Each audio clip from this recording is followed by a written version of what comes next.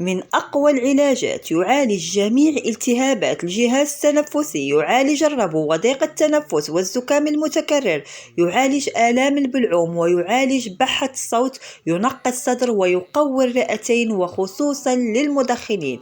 علاج اليوم مهم جدا للكبار والصغار والنساء الحوامل وأيضا لمرضى السكري. علاج اليوم غني جدا بالفوسفور والبوتاسيوم، ويؤمن سلامة الأطفال الضعفاء والمصابين أيضا بفقر الدم. ولمن يعاني من الكحة الشديدة بالليل وأيضا التهاب اللوزتين، عليكم بهذا العلاج إن شاء الله. سأريكم طريقة رائعة لتحضيره وللاحتفاظ به لعدة سنوات، حتى لو بقي معكم 4 5 6 سنوات لا يفسد نهائيا. ولن أطيل عليكم، السلام عليكم ورحمة الله تعالى وبركاته. هنا في طنجرة نأخذ كمية من الماء، وسوف أضع عليها ملعقة كبيرة من الروزميري أو إكليل جبل، هنا في المغرب سنقولوا أزير. وسأحاول قدر الإمكان تبسيط الكلام ليفهم الجميع يا إخواني يا أخواتي. هذه الوصفة مهمة جدا لأنها تقوي المناعة، كما أن يعني مذاقها رائع للكبار والصغار وحتى لمرضى السكري. هنا عندي حبات من التين المجفف، تأخذون الكمية اللي عندكم في المنزل ديال التين. اللي بغى ياخد الكرموس البلدي من الأحسن ناخدو الكرموس البلدي اللي هو التين المجفف. تناخدو الكمية اللي بغينا، تنقعوها في الماء مدة 5 دقائق، هكذا تزول منها الأتربة ويعني الأوساخ، وفي نفس الوقت يسهل تقطيعها. ثم نضعها هكذا في مصفاة ونتركها من ساعة إلى ساعتين حتى تجف من الماء، ثم نقوم بشقها هكذا كما تشاهدون. وفي كل حبة من التين نضع نصف فص من الثوم.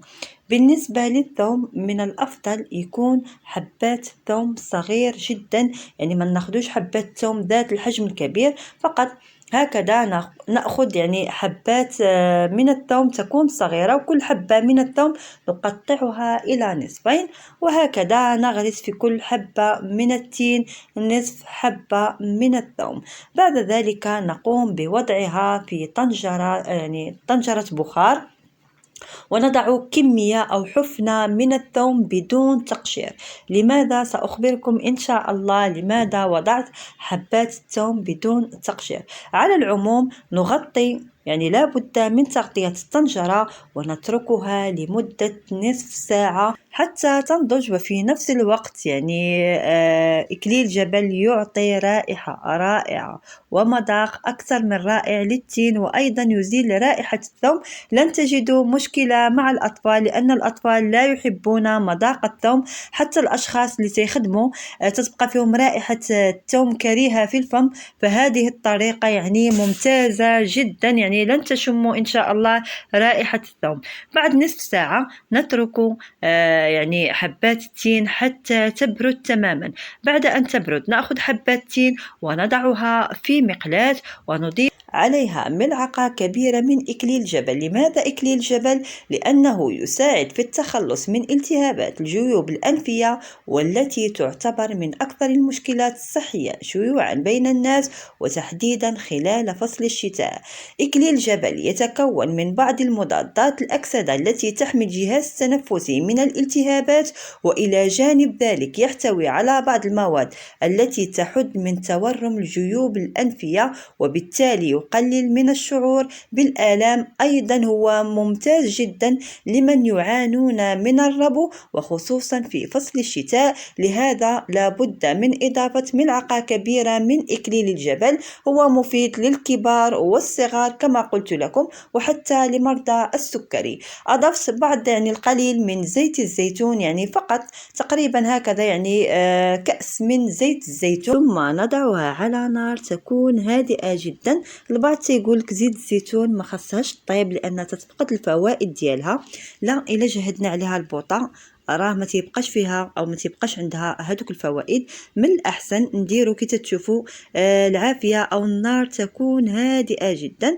لماذا قمت بهذه العمليه؟ باش يتبخر ليا الماء اللي كاين او اللي بقى ليا في التين. يعني حنا تنقوم هنا بتنشيف التين جيدا من الماء، يعني ما تيبقاش فيه نهائيا الماء، وفي نفس الوقت نقدر نحتفظ به قلت لكم 5-7 سنوات لا يفسد نهائيا. بالنسبه للاشخاص اللي عندهم التهاب اللوزتين وخصوصا اللي تعانيوا في هذا الفصل هذا، ضغطوا على الرابط، راه الوصفة ممتازة جدا وناجحة، واللي جربها الحمد لله يتم الشفاء بفضل الله عز وجل.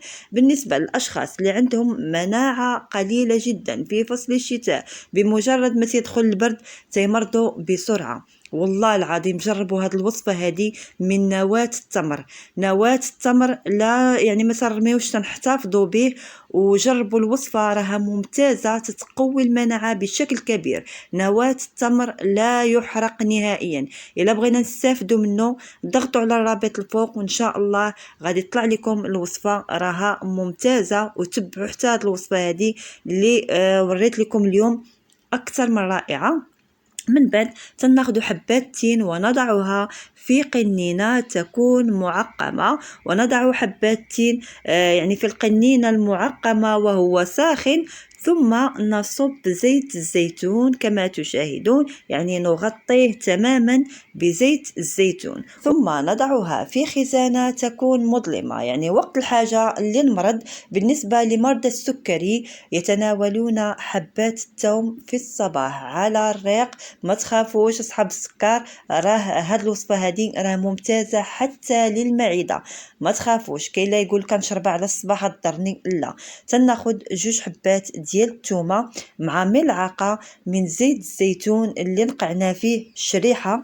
في الليل ايضا تناخذ 2 حبات ديال الثومه مع ملعقه كبيره من زيت الزيتون، وراه ما تتخليش الريحه في الفم نهائيا، لان درنا فيها اكليل الجبل فهو تيحيد الريحه ديال الثومه. بالنسبه للاشخاص العاديين منين يمرضوا او يعني ضربنا البرد ونحسوا بالكحه، فتتاخذوا 2 حبات ديال التين تتاكلوهم في الصباح على الريق مع ملعقة كبيرة من زيت الزيتون، وبالليل قبل النوم تكررون نفس العملية، حبتين من التين مع ملعقة كبيرة من زيت الزيتون. بالنسبة للصغار نأخذ حبة كبيرة في الصباح مع ملعقة صغيرة من زيت الزيتون على الريق قبل وجبة الإفطار بنصف ساعة. بالنسبة بالليل نفس يعني نفس الطريقة هذه للصغار، نعطيهم أيضا حبة من التين مع ملعقة صغيرة ممتلئة من زيت الزيتون، فهي تنظف الصدر يعني بشكل ممتاز جدا. أيضا المدخنين هم أكثر عرضة للسعال، فأنصحكم دائما بأخذ ملعقة كبيرة على الريق من زيت الزيتون. ايضا بالليل ناخذ ملعقه كبيره من زيت الزيتون، واللي بغى يتناول حبه ديال الشريحه في الصباح يتناولها، او حبه ثوم بالليل ايضا. هذا بالنسبه للمدخنين، ولو ما يمرضوش يتناولوا من هاد الزيت هذه، راها ممتازه جدا تتنقي لكم الصدر. وحاولوا ما امكن تكثروا من فيتامين سي باش نتفاداو الامراض، لان المدخنين يعني راه الريه ديالهم كي تنقولوا تتهلك. وتنتمنى باش تعجبكم الحلقه، وما تنساوناش من لايك، ونتلاقاو في فيديو جديد. مع السلامه.